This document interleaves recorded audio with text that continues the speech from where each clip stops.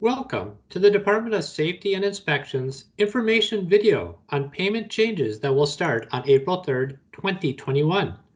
We appreciate you taking the time to learn about these changes. My name is Dan Nijelik. I'm a Deputy Director with the Department of Safety and Inspections. I will be talking about the payment changes that are coming up. I am joined today by Christian from Bridgewater Bank. Christian represents one of the many financial institutions serving the City of St. Paul. Given the payment changes, we have asked Christian to walk through some of the financial tools available, as well as ideas on finding the best tools to support your needs. Christian? Hi guys, my name is Christian Rico. I am Assistant Vice President of Commercial Lending here at Bridgewater Bank in the Twin Cities. I work with local businesses ranging from $50,000 in revenues into $10 million in revenues across many industries here locally. I look forward to speaking with you all. Excellent, thank you, Christian.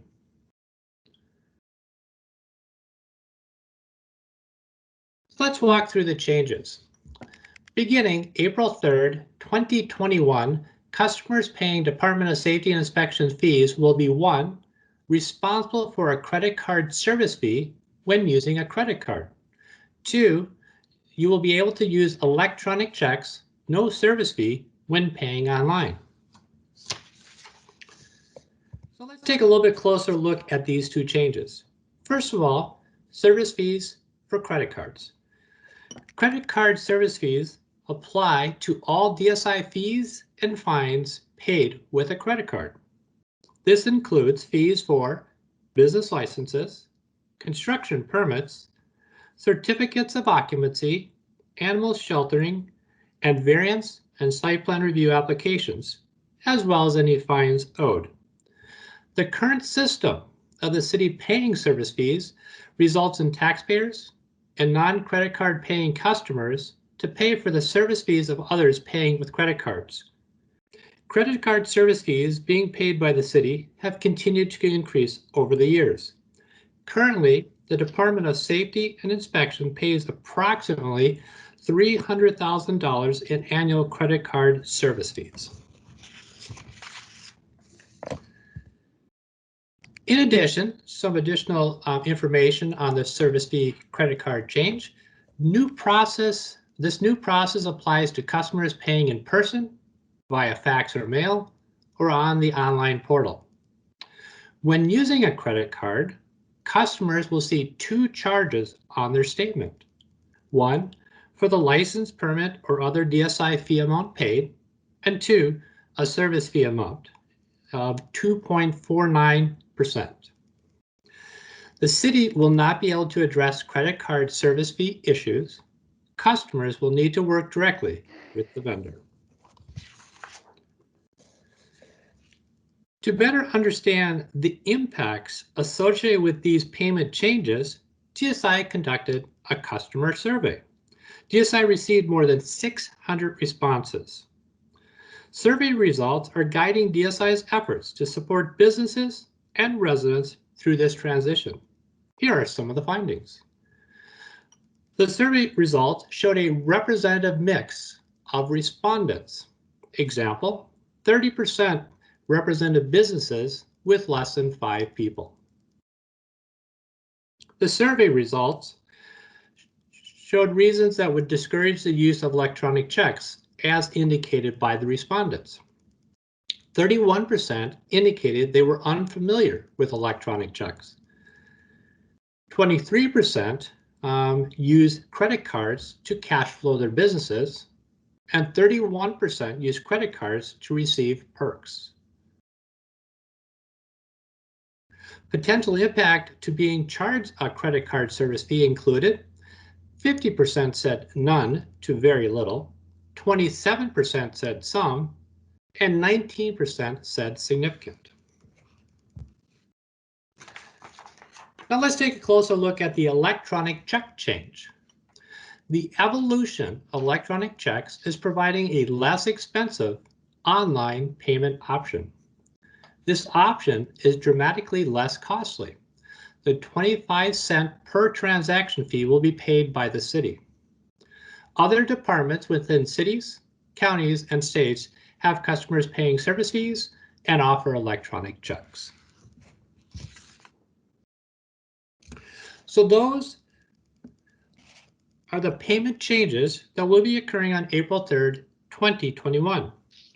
So now I'm going to turn the presentation over to Christian, who will talk about some financial tools, as well as ideas on how to seek the best tools to meet your financial needs. Christian? Thank you, Dan. There are multiple ways to access financial institutions to find new products. Financial institutions typically are commercial banks, credit unions, or certified development companies which work through the U.S. Small Business Administration. You may operate credit cards, term loans, or lines of credit are ways to use and pay for non-cash bills. Each of the options has variability within them, and they typically are different with each financial institution. Next slide. In a line of credit, there is a straight line of credit option. Typically, these are for longer term, but within 12-month needs of cash flow needs for the business. Credit cards are typically 30-day billing cycles, so typically will be monthly cash flow needs, such as utilities and other small short-term needs. Under the line of credit, it might be more used for materials for your business, funding accounts receivable until your product is delivered and made and paid. And term loans are typically longer term financing options for your business. In a term loan, you typically have 36 to 84 months to pay the note or the debt back. Typically, those are for pieces of equipment, whether it be business expansion, and they have fixed rate payment options depending on which financial institution you select. Next slide. It's important for your business to evaluate those financial options. Ultimately, you will need to look at monthly cash flow and annual cash flow analysis for your business, identify amounts and terms and times in the year where you need certain allocations of cash, and the purpose of those non-cash financial needs.